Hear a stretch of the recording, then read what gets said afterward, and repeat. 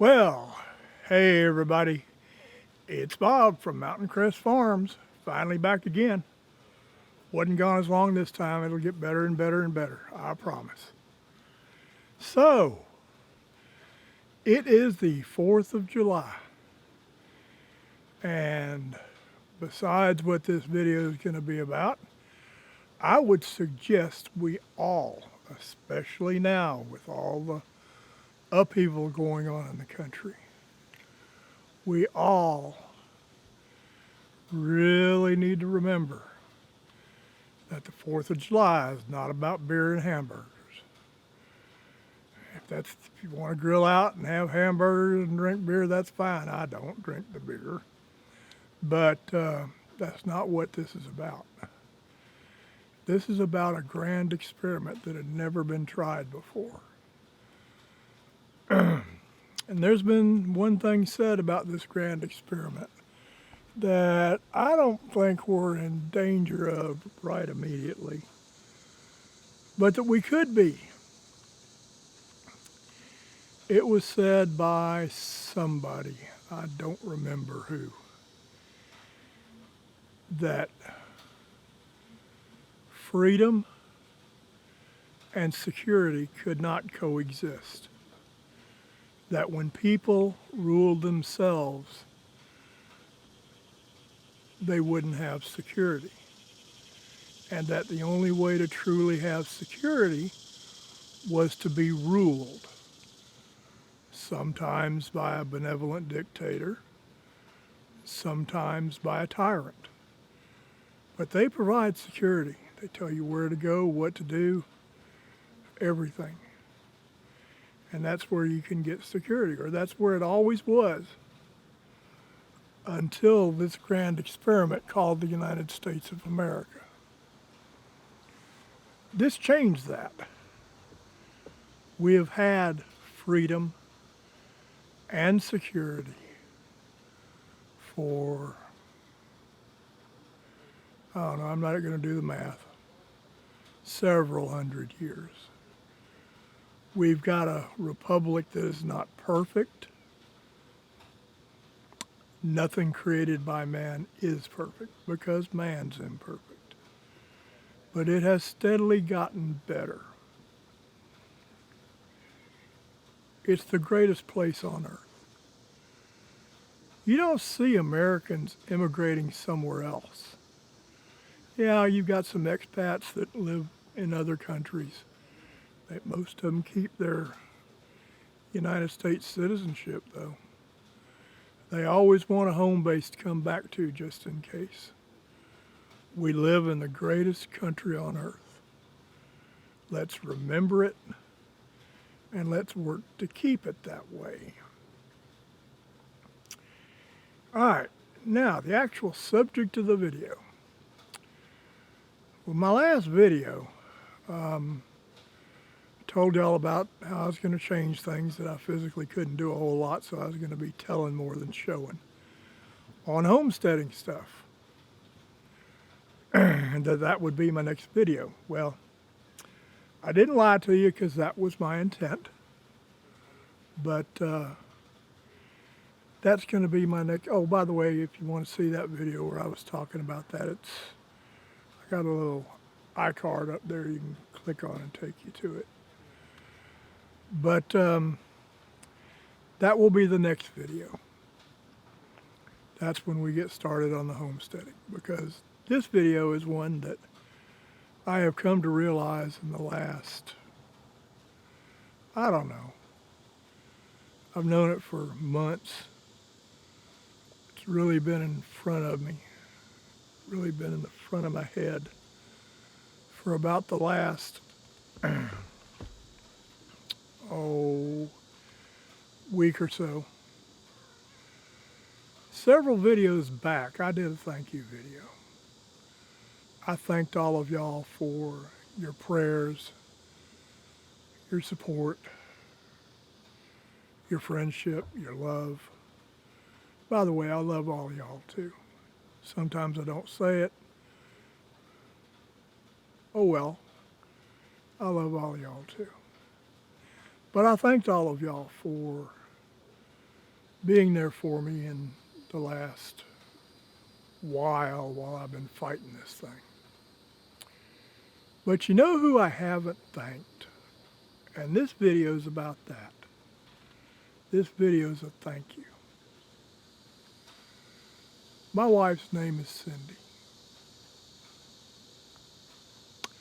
I'm a handful to put up with when I'm well. I can be cantankerous, obnoxious. I can be a flat pain in the butt sometimes. She tolerates it with a smile on her face. Puts up with me. Puts up with my harebrained ideas.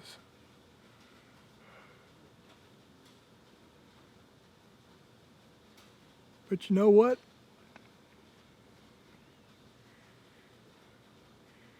Last year and a half, since October of 2018, when I was diagnosed,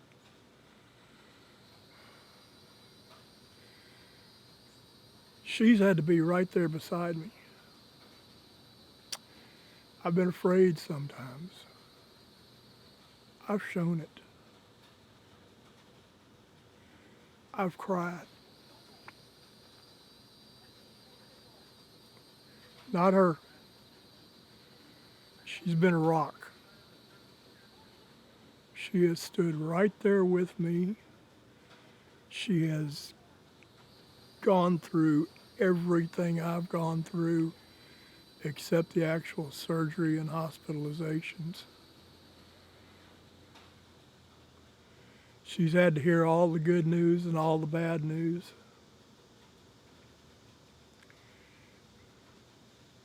Always a smile on her face.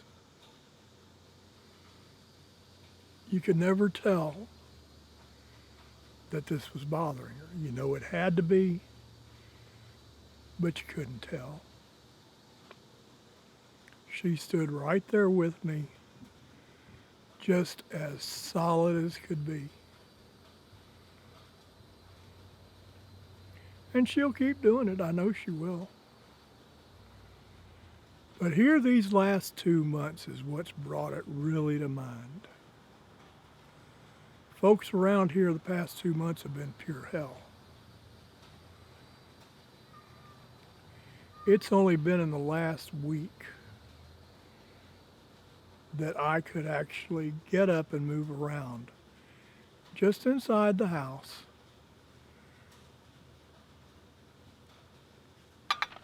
Go fill up my switchel thing myself instead of saying, "Hey, sweetie," or sometimes my stepdaughter, Sarah, "Hey, Sarah, will you fill up my switchel cup?" Now, y'all know my house is a 30-foot yurt. It's probably 15, 18 feet from the bed to the refrigerator. And I had to ask somebody to come fill this thing up. Last 2 months have to have been pure hell on Cindy. She's had to clean up behind me. And when I first got home and could barely get out of bed, cleaning up behind me meant cleaning up behind me. I ain't gonna go any farther into that. She's had to cook everything that's been eaten in this house, she's had to prepare.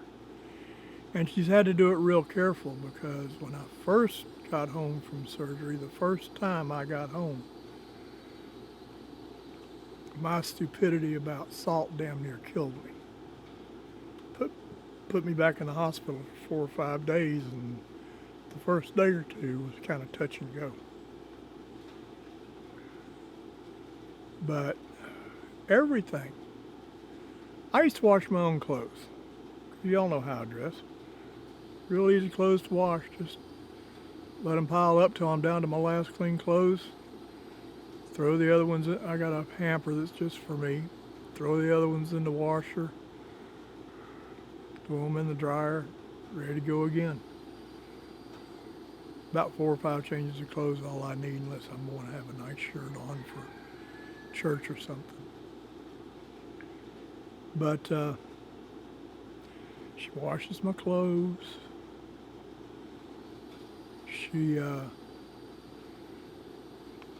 I'll tell you how bad it was. Last week was the first time I took a bath by myself.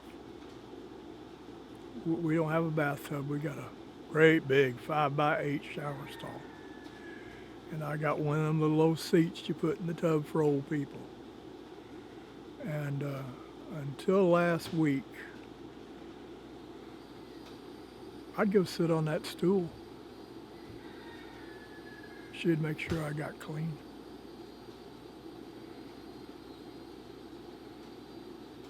My food, everything. I'm not even going to try to name the things she has had to do to take care of me these last 2 months. And just like since I was diagnosed, never a complaint, never a frown, nothing. Just, it needs doing, it gets done. I hope, I'll tell you one other thing.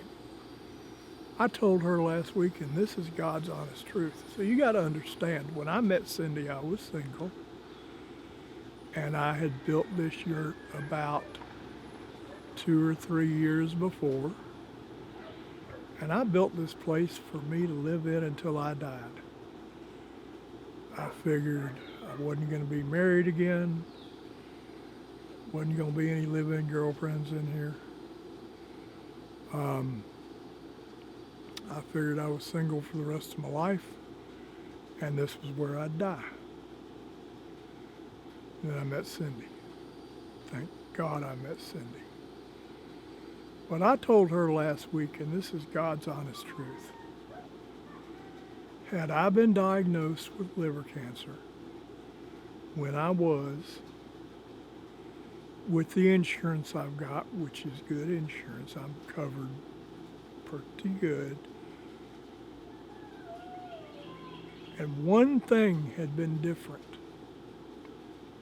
and that was no Cindy, this channel would be gone, because I'd be dead now. She's called ambulances for me. Like I say, I'm not going to try to name everything she's done. But I would be dead right now if it wasn't for Cindy. I hope all of y'all have spouses like I do. But anyway, I hadn't thanked her. I thanked her, when we're inside talking. But I did a whole video thanking y'all for your prayers and your thoughts and your support. And much as I think of y'all, and as important as I think y'all are, she's more important. And if I can do a video so that my kids and grandkids on down the road will be able to see, because this isn't just homesteading, this is sort of a cross between a homesteading video or homesteading channel and just a vlog of what goes on around here. And if I could do that video thanking y'all, there needed to be a video for my kids and grandkids and great-grandkids to see, telling them just what an awesome mother, grandmother, great-grandmother they have. Couldn't ask for more.